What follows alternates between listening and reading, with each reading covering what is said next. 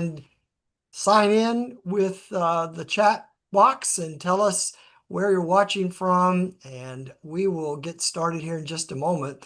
Well, Randy, we were talking in house, and you were just kind of getting in on it because Housen had to reboot on all the stuff on AI that we've done in 2025. We're going to do more in 26, but we've had a lot of webinars on how to think about AI, how to use AI in local government.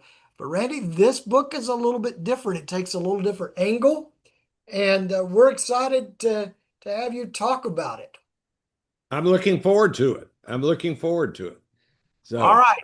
Well, we were talking about some stuff just before we came on, and I was saying that one of the premier historians in the U.S. Did a newsletter that I just got today and was telling about the reality that a writer had put some information into ChatGPT that ChatGPT couldn't get its arms around about our country, saying, no, these are factual impossibilities, so I don't even know how to answer you. But the problem is, all of the things that the writer put into that dialogue were true, but they were so outside the boundaries of expectation that even ChatGPT said, this can't be right. So that is in a crazy world we're living in. And I'm really excited to hear you talk about this book. So without further ado, let's turn it over to you and let you share this summary with us. thanks, Mike. Thanks, Housen, and welcome. And you know that I like to do this, Mike. I'm taking my headphones off, and can you hear me okay? Wave We can your arm. hear you. Yes, we Okay, can. good, because I've got the sound turned down on my end. All right, we're going to dive into this handout in just a moment, which is the book briefing handout for Superagency. But I want to begin by giving you 5 news items. And then I'm going to show you a couple of sheets that I'm going to screen share, and then we're going to get into the handout. News item number 1.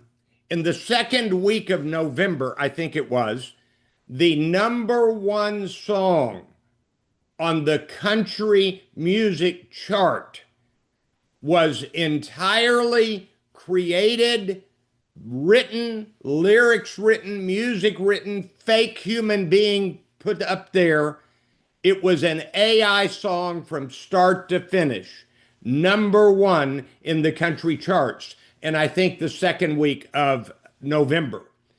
In the fourth week of November, this is news item number 2, the number 1 song on the Christian music chart was created and performed entirely by artificial intelligence. News item number 3, get ready for this. There is now the first full multi-episode television show created entirely by artificial intelligence. No human actors, no human writers, no human experts putting it together, all done by artificial intelligence. And in the review I read, here's what the reviewer said: it's a terrible show. You won't enjoy it. It looks like it's not quite there yet, but it's only going to get better and better and better. And so I asked ChatGPT, I described the show, told ChatGPT about it, and asked, when will there be other TV shows and movies? And we're a year to 3 years away. News item number 4. It is a fact that artificial intelligence driving drones are now targeting on battlefields, and it is going to utterly upend the way that money is spent in warfare. So those are 4 news items. I said I had 5. I just made a number 5, but it's not a news item. Only a few of you will be old enough to have ever seen this, but there was a commercial decades ago about a cassette tape that you could record music on. And at the end of it, they had some singer At the end of it, they said, is it live or is it Memorex? Well, already we've got plenty of examples of music and art and video where we would have to say, is it real, human produced, or is it AI? So that's the news item. All right, now I'm going to share the screen for a couple of things. Let's start with this screen. Hope you can see it. And let's see here. Here we go. There are 5 things that I think we all need to understand about artificial intelligence, about what's happening with it now. And this was created a couple of months ago. I wrote this and had it tweaked with ChatGPT. Let me give you a disclaimer. I will never use artificial intelligence to prepare my book briefing, book synopsis handouts. That's my work. I do have someone design it for us. She's great, but it's my work. And I send it to her in a boring Word document, and it comes back looking much nicer. But here we go. 5 things you need to know about artificial intelligence. Number 1, 4 minutes. This is breathtaking.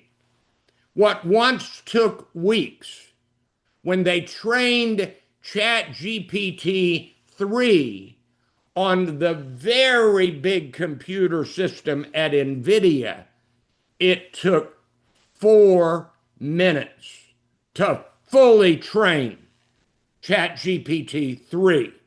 Now, that was in a book I read earlier this year.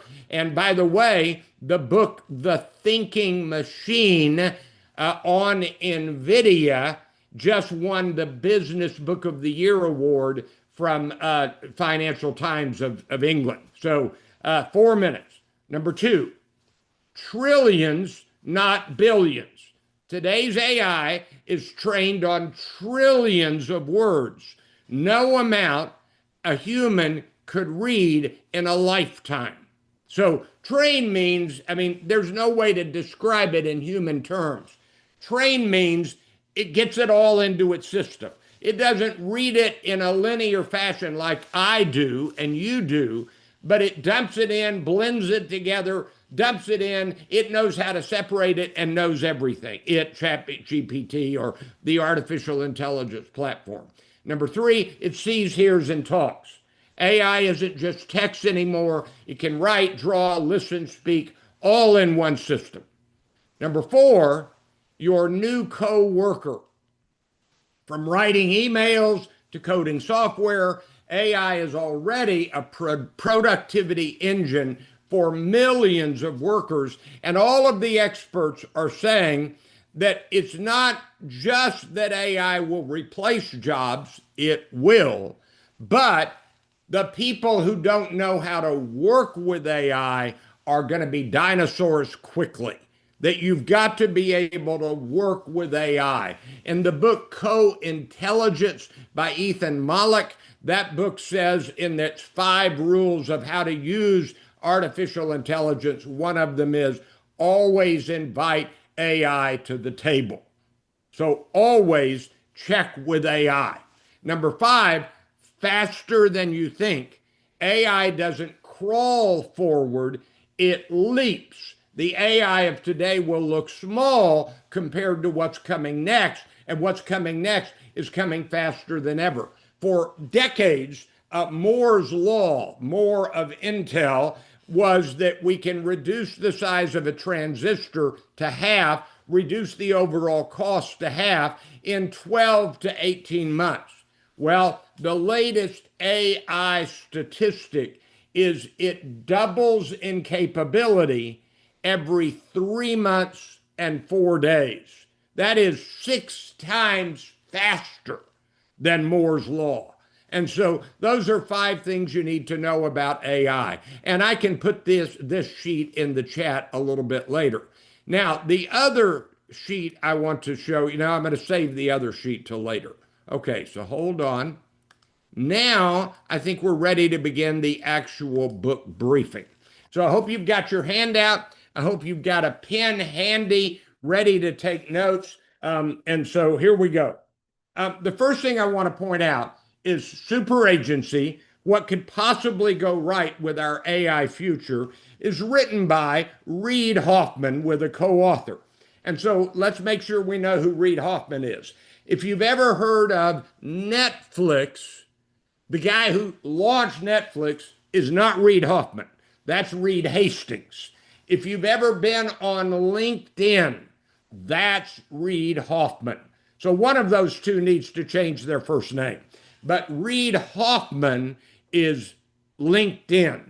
And so I follow him on LinkedIn. I'm not connected, but I follow him. I've read a couple of his books now, including this one. And so get in your mind that this is the LinkedIn guy, and he is absolutely just putting AI throughout LinkedIn. And so that's a reality.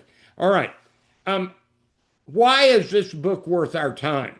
Number one, and by the way, if you've never been on one of these, it is my job to tell you what's in this book.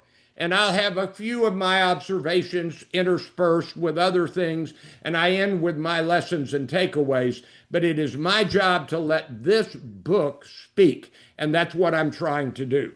All right, number one, this book provides a unique historical overview of some great breakthroughs through recent time. And so I'm gonna go out on a limb here and give a Randy Mayeux observation.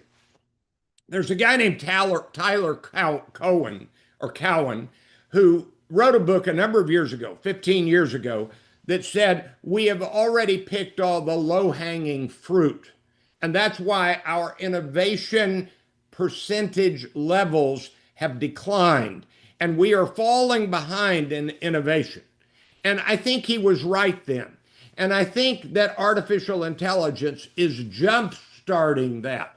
Although, and this is not the subject of this book, we are really in danger of falling behind China in what artificial intelligence can do for a couple of reasons, but a key reason is that there's no privacy.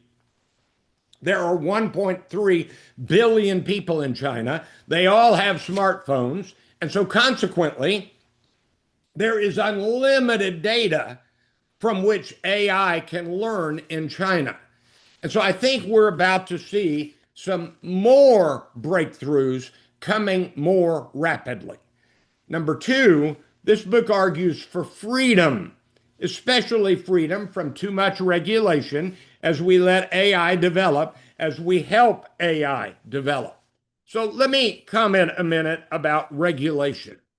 It's been a long-standing battle between business people who want government to stay out of their way and people who worry about business being untethered and unregulated. And if you want to read a little history to kind of put that in perspective, I have just read and presented a synopsis of 1929 about the stock market crash in 1929 and the Great Depression that followed, written by the great historian, journalist, researcher Andrew Ross Sorkin, who wrote Too Big to Fail.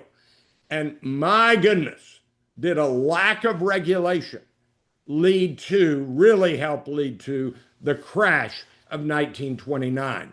But there's this real battle on, do we need more regulation or less regulation? And here's another Randy Mayeux opinion.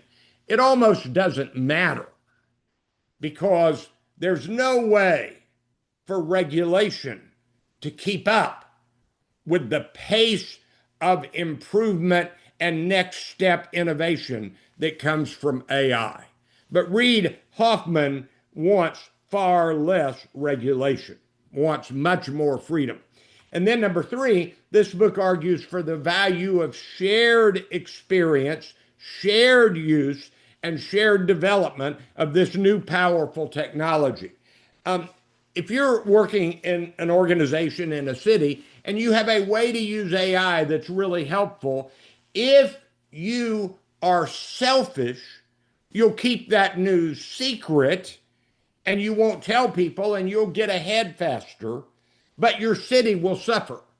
And so the goal is when you use AI in an inventive, creative way, share that insight with others, and the whole city will move forward. And so I've read that idea in two or three other books. So that's really interesting. And then what is the point of this book? Artificial intelligence will be good for us all. That's what this book says. It will enhance our abilities and lead us and help us into a bolder, far better new future. Now, at this point, let me back up and say that this is not a book about how to use your AI platform. I have not presented really only one book that has a little bit of that. Instead, these are big picture, how do we think about AI books? And I have presented 14 of these. And at the end of this presentation, I'm going to give you a quick list and give you my handouts to all 14. So we'll do that at the end of this presentation. All right, turn to the first inside page of the handout, page 2. And what we have now are the best highlighted passages of the book. When you see one in a bold font or in a large font, that's my emphasis. And I do this with all of my book briefings and synopses, and I won't read all of these to you. This is a good time to remind you that if you will listen to this presentation, take good notes, mark up your handout, and then read the handout on your own once in the next few days, the book will kind of sink in. All right. Number one, 15th century doom mongers argued that the printing press would dramatically destabilize society by enabling heresy and misinformation, and by undermining the authority of the clergy and scholars. And by the way, that's true. There have been plenty of books that were filled with misinformation. And the church did change. And some people tried other churches or created other churches, and we had a Reformation, but it also greatly enhanced human knowledge. Number two, in 1961, Time magazine reported that labor experts believed that without intervention from business interest unions and the government, automation would continue to grow the permanently unemployed.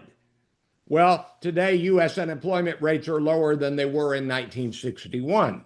And so this is a good time to ask the question, will AI replace too many workers? I should have told you what I wrote down on the front of the first page. In all of the books that deal with this, there are two groups of people. There are people who are doomers. You might want to write that word down, Doomers, if you can read my bad writing, doomers. And those are the people who believe AI is going to just really hurt us, maybe wipe us out. There's a new book that says, if we build it, it will kill us all. And it's about if we build general artificial intelligence. 20% are doomers. Mike Mowry is an eternal optimist. So he fits into the second category. In some books, they call it boomer. In this book, they call it bloomer. Reid Hoffman likes the term bloomer. And 80% of the experts on AI believe that AI is going to really lead us to a better future. And my wife says that I'm a pessimist. I'm too much of a pessimist. But if the good stuff comes out, AI is going to be wonderful. So, all right, so I'm a bloomer with a piece of doomer on the side. All right, number 3 on page 2. Even among AI developers, some believe that future instances of super intelligent AIs could represent an extinction level threat to humanity. The doomsday warnings are different this time, these observers insist, because the technology itself is different this time. AI can already simulate core aspects of human intelligence. One recent author said it's at about junior high level, and it's getting better, faster, really quickly. It can now ace the bar exam. All right. Many researchers believe it will soon attain the capacity to act with complete and extremely capable autonomy in ways that aren't aligned with human values or intentions. Number four, these narratives, the doomsday narratives about technology, have shaped our worst visions of the future for a long, long time. But are they the right narratives? The future is notoriously hard to foresee accurately for pessimists and optimists alike. We didn't get the permanent mass unemployment that labor experts in the early 1960s anticipated, nor did we get the Jetsons and its flying cars. Not yet. Number five, as hard as it may be to accurately predict the future, it's even harder to stop it. The world keeps changing. Simply trying to stop history by entrenching the status quo, that's not going to work through prohibitions, pauses, and other efforts to micromanage who gets to do what. It's not going to help us humans meet either the challenges or the opportunities that AI presents. And so one of the things this book says is that AI is here and it's coming, and you're not going to stop it. And I really do believe that that's true. And if you look at the history of technology, once something comes along and it is decided that it is useful, it sweeps the country. In the late 1940s, the number one radio network was Columbia Broadcasting System, CBS. And the chairman of the board, Mr. William Paley, walked into the room, the board members in a meeting, and CBS was number one in radio. And he said, we're going to phase out of radio and go into television. And they thought he was crazy. And they said, Mr. Paley, we respect you, but television will never catch on. That's what they told him. He said, I own more stock than all of you. We're going to go into television. 27 of the first 30 years of television, CBS was number one in the ratings. When something is wanted and available and good, people will get it. And we're liking a lot about AI. All right. Number 8, we know from thousands of years of experience that if a technology can be created, humans will create it. Turn to page 3.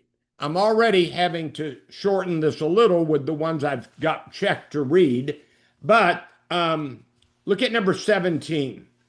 Alphabet CEO Sundar Pichai, I'm not sure how to pronounce his name, sent a code red alert to every Googler announcing that AI was now job one for the entire company.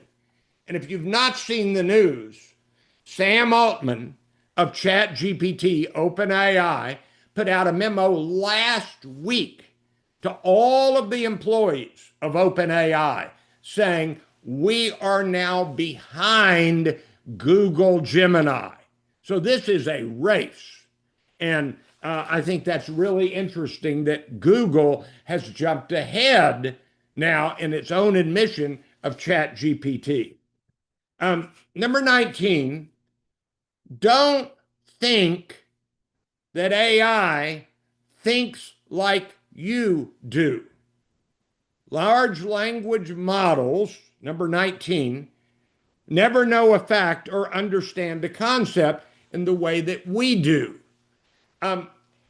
My stupid thinking was when I knew that AI had read everything, I envisioned, I've seen it, you've probably seen the video, Google had some kind of machine that would turn pages in a book, copy it, and put it into its digital form. And it would do it very, very quickly. But it read one page at a time, copied one thing at a time. It didn't read it. This was chronicling and making available digital library. And I envisioned that. So I asked ChatGPT, how do you train? How do you learn?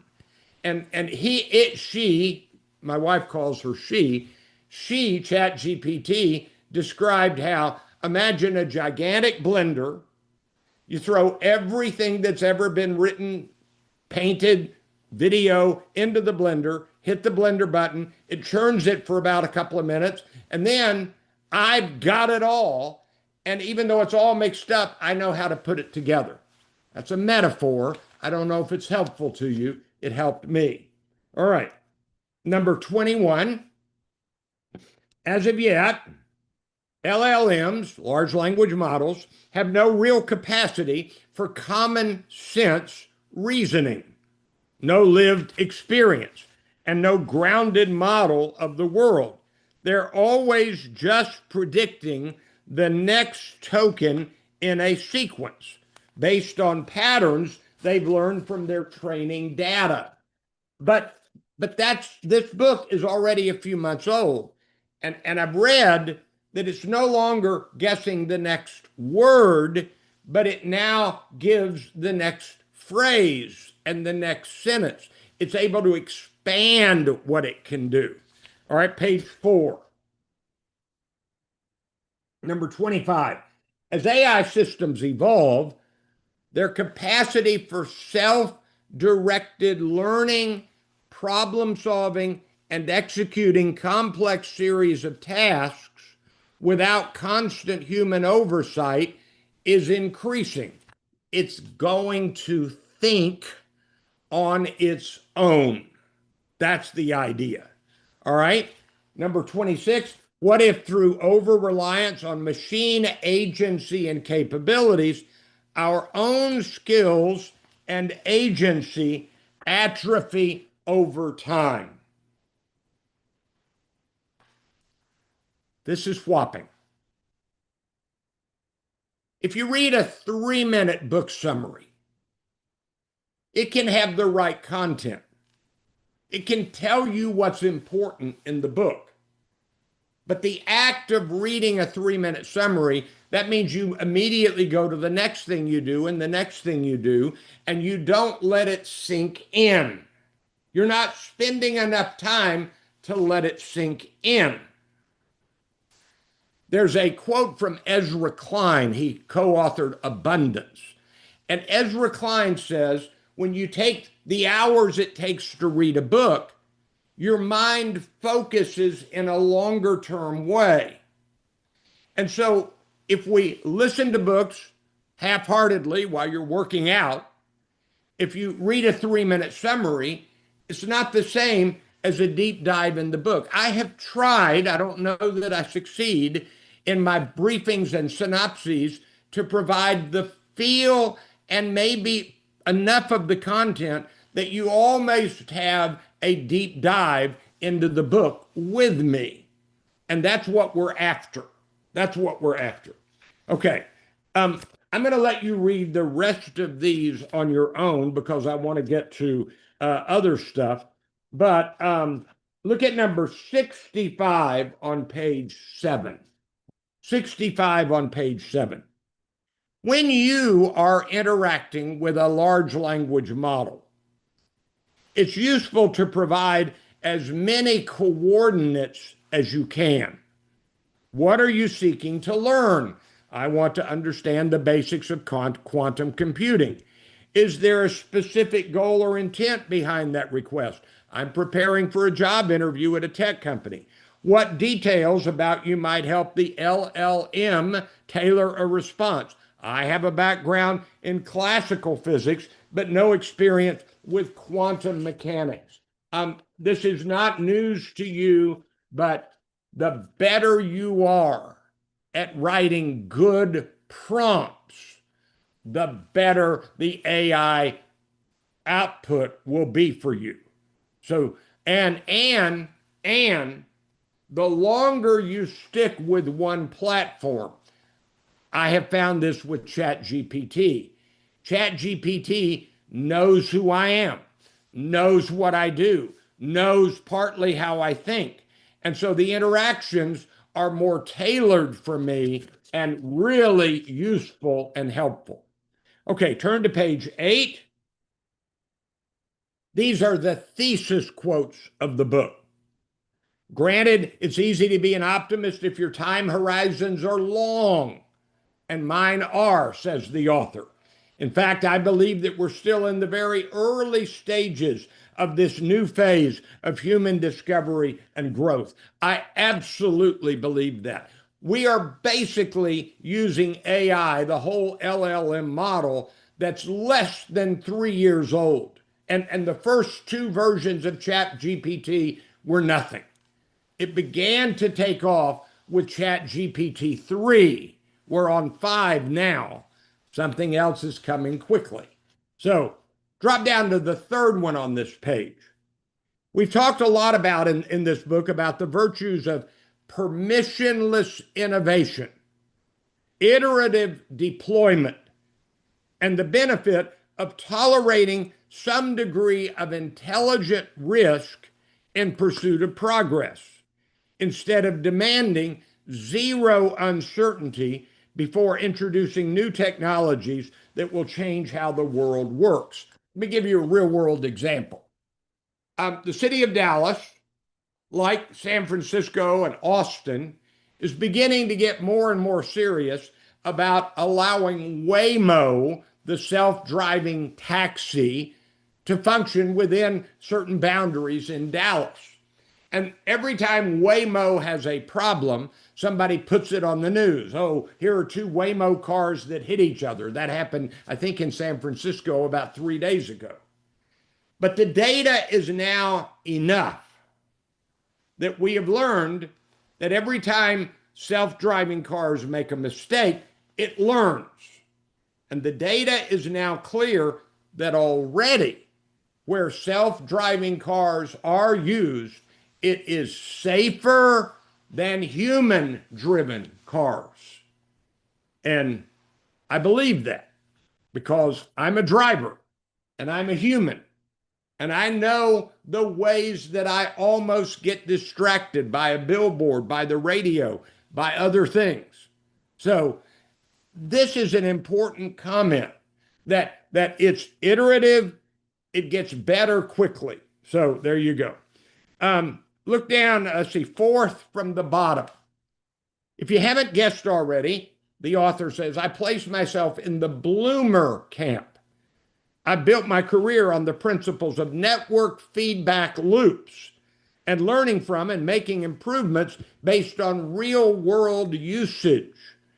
It's the emphasis on broad participation in self-directed ways that draws me toward the bloomer perspective, because participation both requires and rewards individual agency. All right, turn to page 9, top of the page.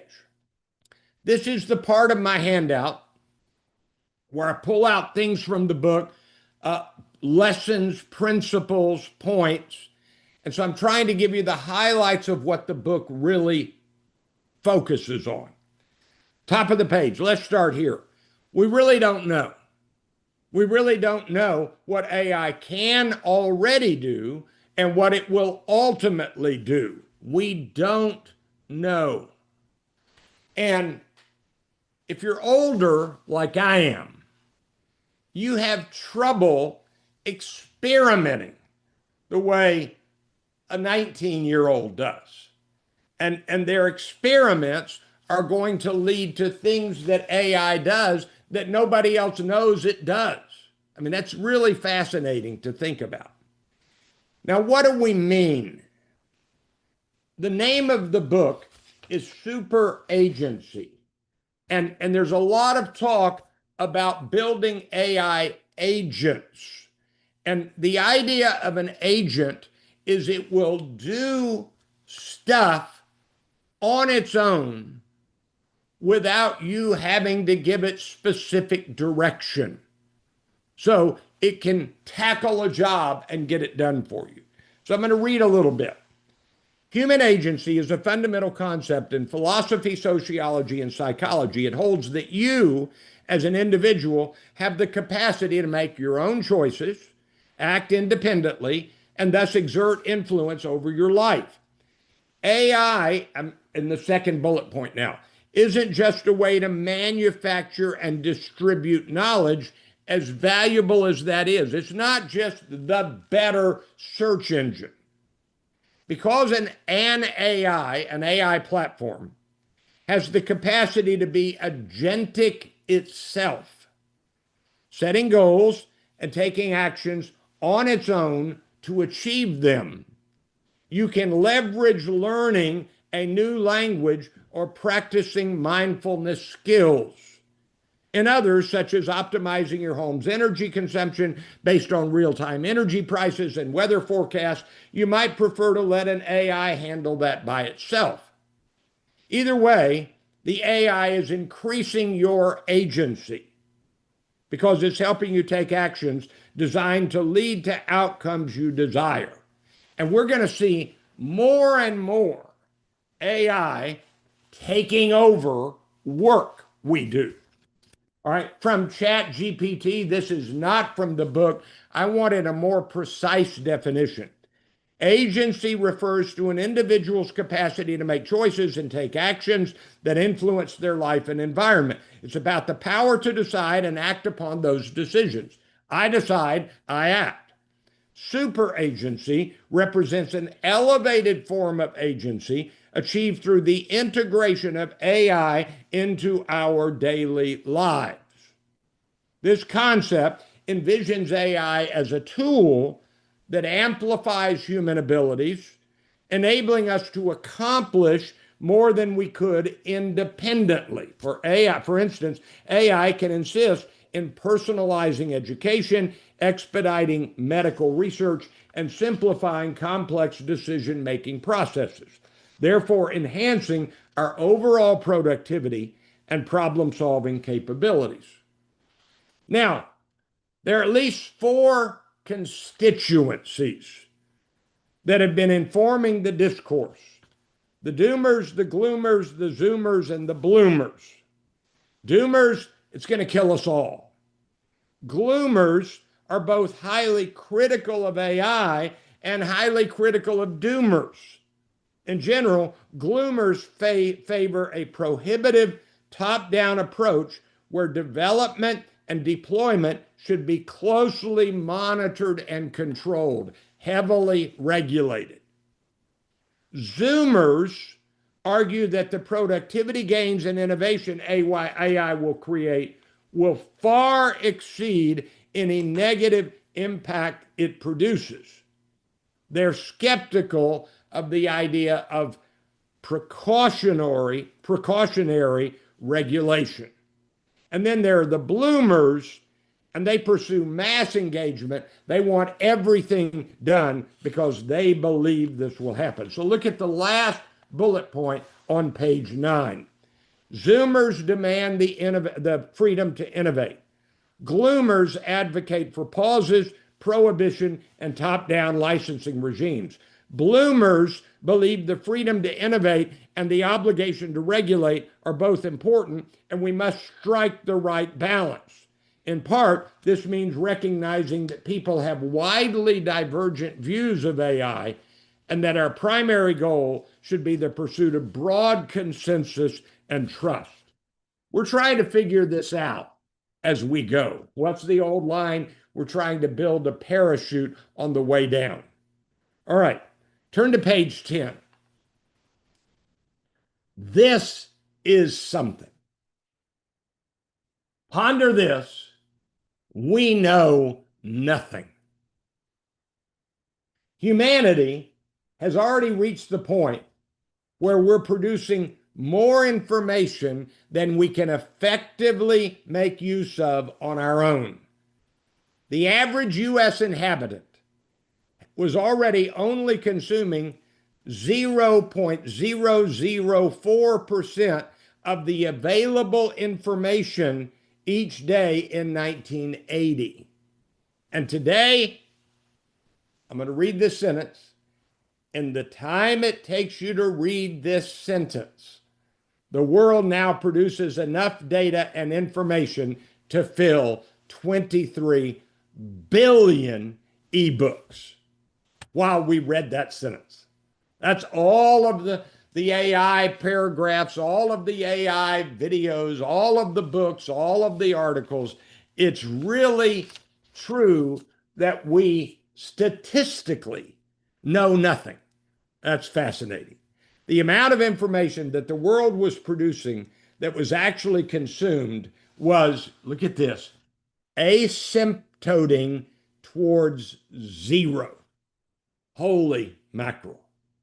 So what this means, of course, is even if you catch every episode of Kara Swisher's podcast and read most of Matt Iglesias' tweets and listen to all of Randy Mayeux's book briefings and synopses, you're still basically living in your own personal dark ages, ignorant of virtually all global knowledge. Holy mackerel. Holy mackerel.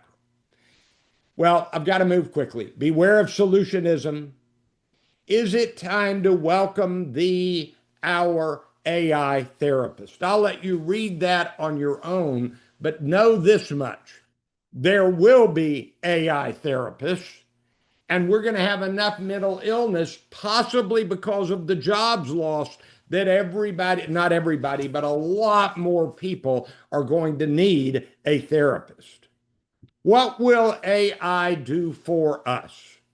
We're already starting to see how it will soon be possible to have AI assistants that can successfully act on instructions like, find me that thing about that Bitcoin podcast I was listening to maybe 6 months ago. The one about Operation Checkpoint 2.0. Then summarize the transcript of it, about 1,000 words, and then give me the links to 5 solid articles. In other words, it's going to be able to do things that we can't imagine. In short, AI will soon act as an intelligent interface layer between you and most or maybe even all of the services you use. So in this book, 4 principles: that designing for human agency is the key for producing broadly beneficial outcomes for individuals and societies alike. Second, that when agency prevails, shared data and knowledge become catalysts for individual and democratic empowerment, not control and compliance. Third, innovation and safety are not opposing forces, but synergistic ones. And fourth is what leads to a new era of super agencies, similar to what happened during the rapid adoption periods of the automobile and the refrigerator and the smartphone. Our collective use of AI will have compounding effects. Turn to page 11. Here are 6 lessons and takeaways, and then I want you to stay with me about another minute and a half. Number 1, we cannot keep up with the explosion of knowledge. Duh. We need AI to help us know what we need to know. Ask ChatGPT, in my job as such and such for the city of such and such, tell me the 10 most important things I need to know. And re-ask that question in multiple ways. Number 2, we cannot control or regulate AI. It is developing and changing too fast. Instead, and boy, is this frightening, we should trust the wisdom of the users, at least the wisdom of the crowd of users.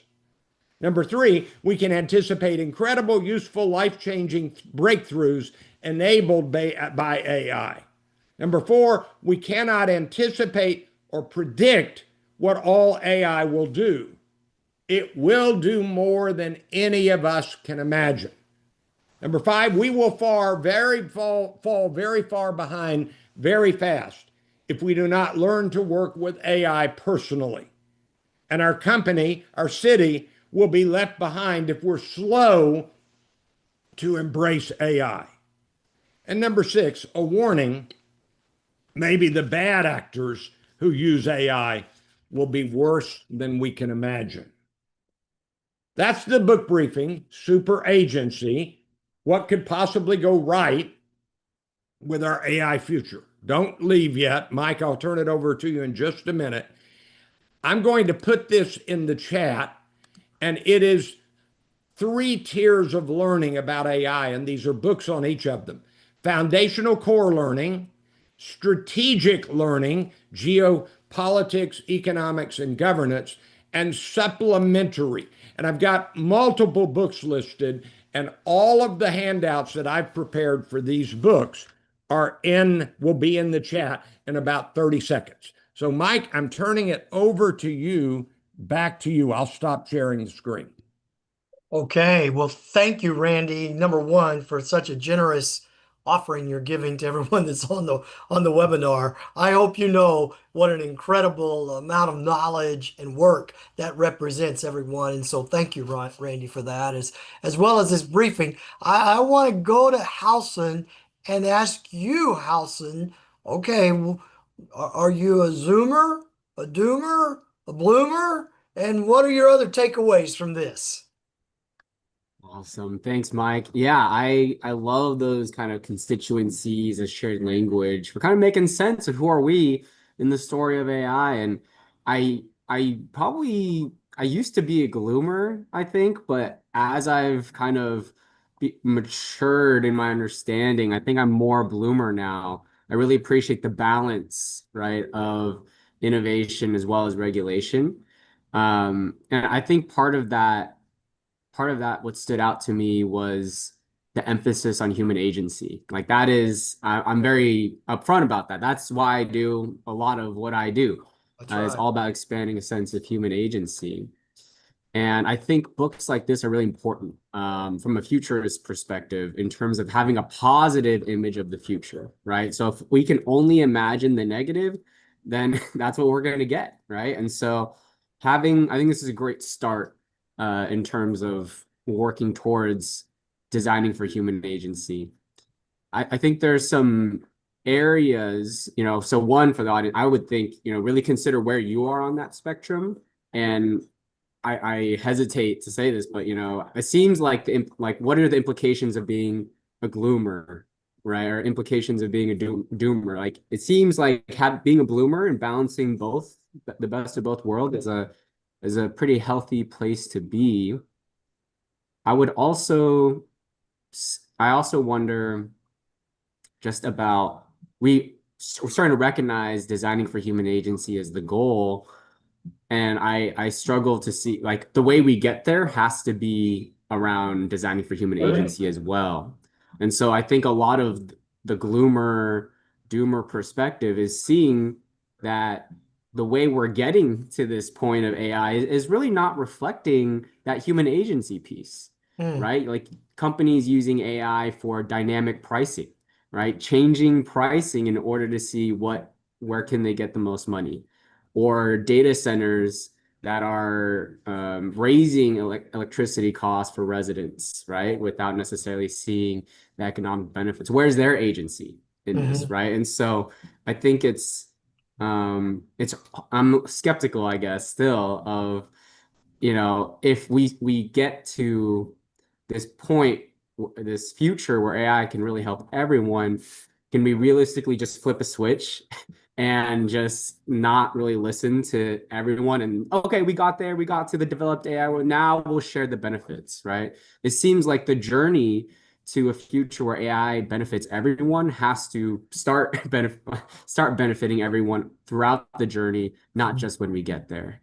right? So that's kind of my Yeah. takeaway here is, as leaders, how are we using AI? How are we investing in AI? And how can we make sure that the applications and investments today reflect the future that we want, rather than just saying we'll flip the switch later on? Uh, so I'm yeah. going to channel my inner Randy Mayeux, and I see you. I'll bring you in again, Randy, in a second. But if I channel my inner Randy Mayeux, I come away saying we better start having more regulation, not less regulation on it, because I am an optimist, but I also know the nature of mankind, and we have not got a good history in. Um, Doing the right thing and not exploiting others. So given the opportunity, maybe the best takeaway I saw was number 6, the bad actors may be worse than we ever imagined. And responsible leadership has to build some boundaries and parameters around that. So Randy, any last word there? Yeah, I have a thought. We're all so busy. I mean, no matter what your job is, you're very busy. And if you've not gotten good at using the AI platform, it's not yet helping you much. And so there's this feeling of, I don't have time to learn to use AI. I got my work to do. Mm-hmm. And in a book written by Adam Grant called Hidden Potential, which is a great book, and I presented this to a company yesterday, to an executive team. Learning something new is uncomfortable and hard until you learn it, when it becomes easy and useful. Well, I hate to tell you this, you got to carve out enough time to learn how to use AI platforms. Yeah. Because if you don't, you're going to be left behind. So at the moment, this could be a time management drain, but long term, you got to have it. So that's another thought that hits me. Yeah, But that's really true. And part of that, I don't think this comes from Adam's that book, but learning to be comfortable with being uncomfortable. that's right. It's a really important thing for those of us who are baby boomers, especially. And Gen X and Busters, you're very similar. We Yeah. have to be uncomfortable. We have to be comfortable with uncomfortable, because even a little can go a long way. And that's what I would encourage you is, if you're not doing anything, start doing a little bit. And as you do a little bit, then you can do a little bit more. You don't have to become Micah Gaudette overnight or be like House and Lay overnight. Yeah. But we can't, at the same time, we can't act like we're in the 19th century and still be successful. Yeah. So, Mike, Randy, a quick comment. You're old enough. Do you remember the Memorex commercial? oh yes, of course. I was like, oh yes, take me back. Housen has no idea what that was, and so it reminds me that I'm an old guy, and you're a middle guy, and Housen's a young guy. Yeah, that's So it's right. really interesting. But I've enjoyed this, and boy, I think all of these books that I have presented on AI have given me an overview of understanding it. But if you want me to predict what's coming next, all I can say is the Cowboys won't win the Super Bowl this year. That's my prediction. So, Yeah. Well, thank you so much. And I want to just say to everyone, thank you for being with us. And we'll be back in 26. And January 7th, we'll have Micah Gaudette here again talking about AI. And then the following Wednesday, Randy will be with us to present a new book. And Randy, really certainly appreciate it. And we'll certainly look forward to having you again. good. Thanks, Mike. Thanks, Housen. Thank you so much. You're right. Thanks, Have a great. Lisa. Thank you, Lisa. Appreciate all of your work, and